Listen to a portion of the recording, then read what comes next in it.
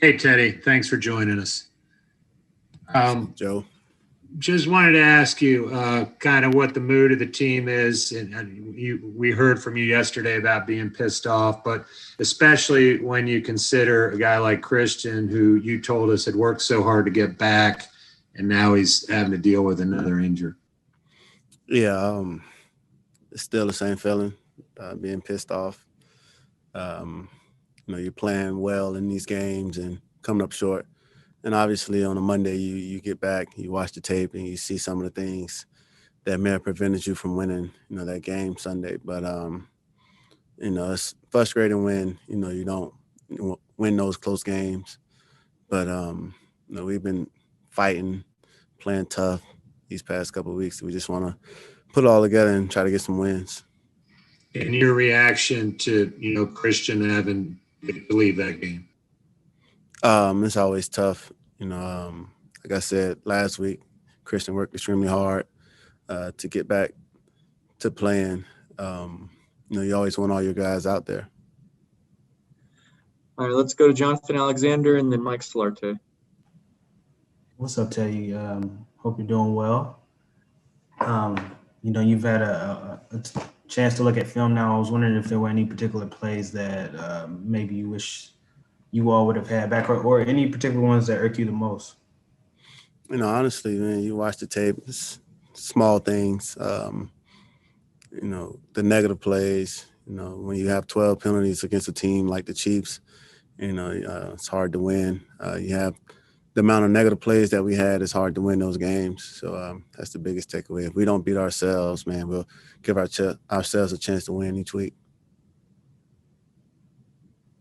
Teddy, Mike Solarte, Spectrum News One. Good to see you again. The way that it all played out, it's another one of those games where you've got the ball, last possession, opportunity to take the last shot. And I know that the frustration is there in hearing it in your voice, but do you envision that? I mean, do you have to kind of hang on to the vision of getting it all the way over the line and having some success in there to kind of keep spurring you guys on when you guys are in those situations? I can tell you've had enough of coming up short, but do you kind of have to hold on to that vision of, all right, we have it and we're gonna get it done, and we do it? That seems like it might be the biggest lift this team could absolutely get. Yeah, and these moments, these low moments are preparing us for, those high moments when they come. Like I said, it's frustrating to not, be, finishing right now or winning these games. But, we just stick with it, man. Trust the plan, the vision, man. I think, we'll make sure we'll head in the right direction. Let's go to David Newton and then Vashti Hurt. Hey, Teddy. I wanted to ask you, obviously you guys, as Matt noted, scored 30 points for the first time in a while, and scoring those touchdowns is the difference. So when Christian's in there, you guys are incredibly much better. Why is that? Honestly, it's just the way the game unfolded.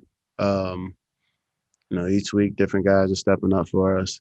We got Christian back. He was able to step in and rush for a touchdown, catch a touchdown, do different things for us. When Mike was in the game, Mike was able to catch passes out of the backfield as well. So I think, once you get down there, defense is aware of, the personnel and things like that. They may approach, the way they play us differently in the red zone as well. So we're glad that we had the success that we had, but at the same time, we came up short. We didn't score enough points. Hi, Teddy. Hope you're doing well. I'm just curious what your self-assessment process is.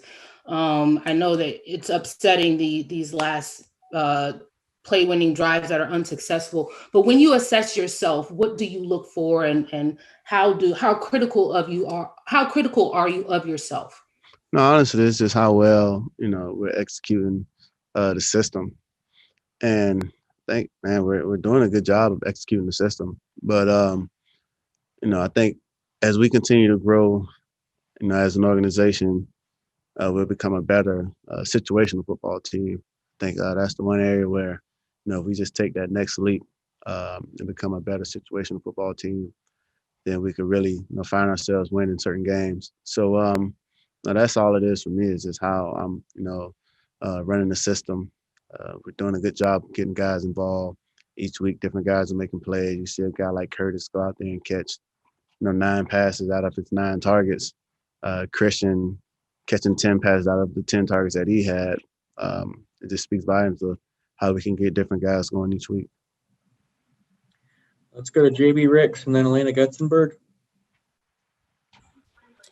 Hey, Teddy, JB Ricks here from Spectrum News 1. Thanks for taking out the time. I wanted to ask you about that 4th and 14 conversion that you were able to complete with that run yesterday. What goes through your mind in the middle of a play like that? Do you have any flashbacks or anything like that when it comes to, the injuries that you've had to overcome?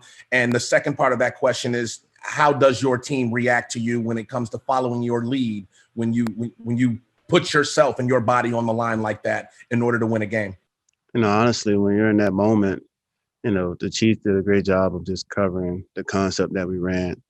So rather than trying to force an incompletion, I figured, man, I could just try to run.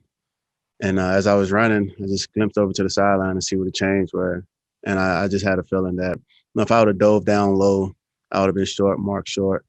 So I just knew that if I would have just dove, maybe the defender would have dove at my legs. I would have, gained some airtime and picked up the first down. So in that moment, I wasn't thinking about any injuries or previous injuries or anything like that. I think, the guys respond, well to situations like that. It just shows the guys that, man, this is one of our guys, who's going to lay it all on the line for us. And hopefully, that message was received. Hey, Teddy, I was just curious, the only time the offense didn't really get in a rhythm yesterday was the third quarter where you had a couple of drives that didn't work out. Is there any halftime adjustments or something about coming out of halftime that just hasn't been working this season? No, honestly, man, you look at that drive we had coming out of the half, we had too many negative plays. We had a penalty. We had, I took a sack that I shouldn't have taken. So we kind of shot ourselves in the foot on that drive. It's always self-inflicted with us. Like I said, if we can just not beat ourselves and put ourselves in these bad situations, we'll be a better offense. Let's go to Josh Klein and Steven Toronto. Teddy, have you ever played in a game where you had 81 offensive plays before yesterday?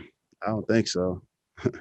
I think we did a good job though, just starting the game, that first drive. I think it was 20-play drive. So, we've been itching to get back out on the field the past couple of weeks.